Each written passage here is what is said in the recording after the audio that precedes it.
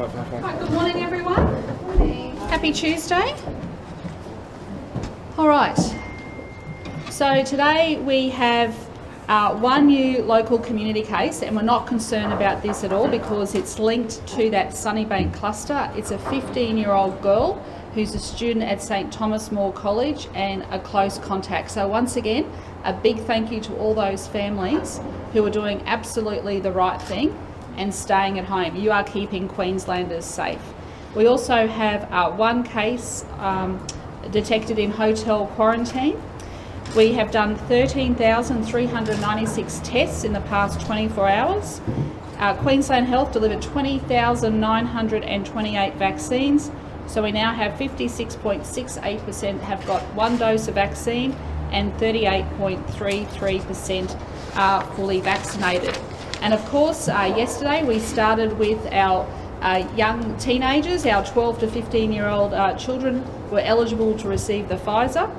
I can confirm that already 9,000 doses have been administered to children aged between 12 and 15, and we have 15,127 children booked in. So if you're a parent and you have a child who's between that age group, they are now eligible for Pfizer, and I urge you to go ahead and do this. It's happening around the world. I think the US has started 12 to 15-year-olds, and I think it was announced today on the BBC that they're doing that in the UK as well. So let's get as many people as we can fully vaccinated.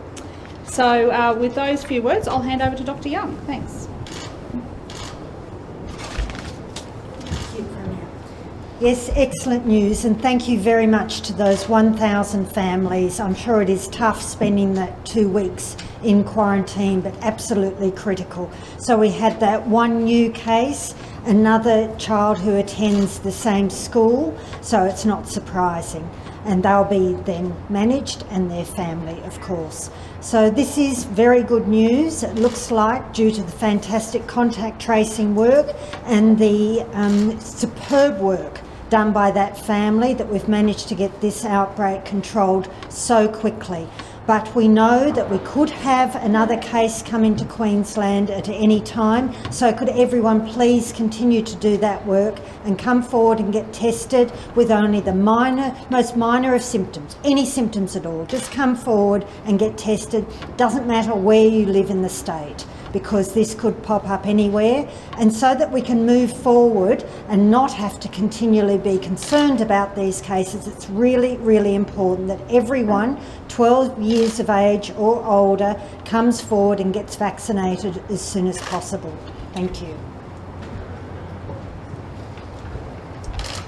So we do thank all of those families who are quarantining. It is important that we support these families over these 2 weeks while they are isolating themselves. As we've seen now, we have 4 households containing students from the St Thomas More School.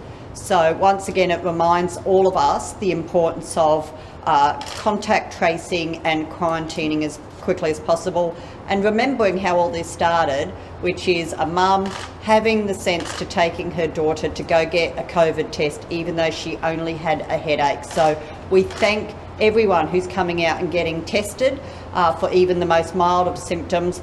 That is the only way we're going to know whether we have COVID in our community. And of course, keep going out wearing your mask, social distancing, good hygiene, and go get vaccinated. So we've got more sites opening up. Yesterday we opened the Toowoomba site. We have Cairns, of course. We now have the Brisbane Entertainment Centre, the Brisbane Convention and Exhibition Centre, and many sites right across Queensland. So please jump online, find your local GP, your community pharmacy, or a Queensland Health Community Hub, and go get vaccinated. Thank you, Premier. If I could just start with our borders, 8,332 vehicles intercepted yesterday. We did see an increase in the numbers that were turned around, so 248 all up were turned around yesterday. So the reminder is for everyone, particularly coming out of that cross-border zone, to make sure that they have the right pass before they get to the border, and also if they are coming across for work, essential work, that they must have had that vaccination and been able to prove that that initial shot. So please work with us on that, otherwise our officers will have no alternative but to turn them around. Overall, the compliance and people working with was excellent, only one fine issued. And as far as the traffic flow goes, I'm advised at 7 a.m. this morning, the M1 was a 19-minute delay. All other crossings were less than 5 minutes, so that's good, but please do be prepared for delays that may occur. At our domestic air, we saw 356 persons processed, 97 were placed into quarantine, 44 were relocating people, and 37 were returning Queenslanders, 9 were refused entry. So again, for people coming back into Queensland from interstate, they must do the system as it applies now, particularly for returning, relocating Queenslanders. If they do not have a special exemption, they need to apply for the border pass, upload the evidence they need of where their residence is and proof of identity. Then they must wait to be engaged by our assessors, who will talk to them about the day that they can come in and when the hotel quarantine room is guaranteed. We have seen some people travelling before that process has been completed, and that means they're hitting the airport without the appropriate entry authorisations, and that's a problem. So please work with us on that. Thank you. I'm happy to take a few quick questions. Do we know what the No questions? Do we know what the contact was? Was this girl a classmate or a close friend of the most recent one? It's just at the same school. Is that right? Correct, yeah. Tony, the voluntary assisted dying legislation Yes. was the centrepiece election promised last year. Why do you hand your responsibility over to the No, I haven't. We have been working on this together as a cabinet, and it's a conscience vote for members of my government. And let me just run through with the public how it will work this week.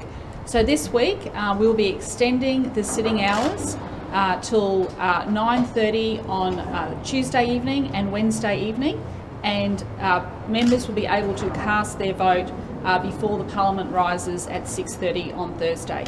As I said, we will be devoting this week to address voluntary assisted dying. There has been 3 years of consultation on this bill, and this is the opportunity for this historic law reform to actually pass through the Queensland Parliament. So as I said, it is a conscience vote on my government side, and I want to thank everybody for the work that they have done. But you introduced the bill. How come Correct. you're taking control? Well, that happens all the time, so there's no problem with Did you that. take amendments to caucus yesterday? No. You did not? No, not at all. No, so what we did and what Cabinet endorsed to take to the caucus was some principles that some of our church-based faith groups had raised, and we believe that the Law Reform Commission did an excellent job with the bill. After a lot of consultation, we believe they got that right, and these guidelines and principles will make it a bit clearer for some of the church-based institutions about how a person would be transferred. And remember, this is in the very, very minor circumstances. The Cabinet did consider making amendments? No, they didn't.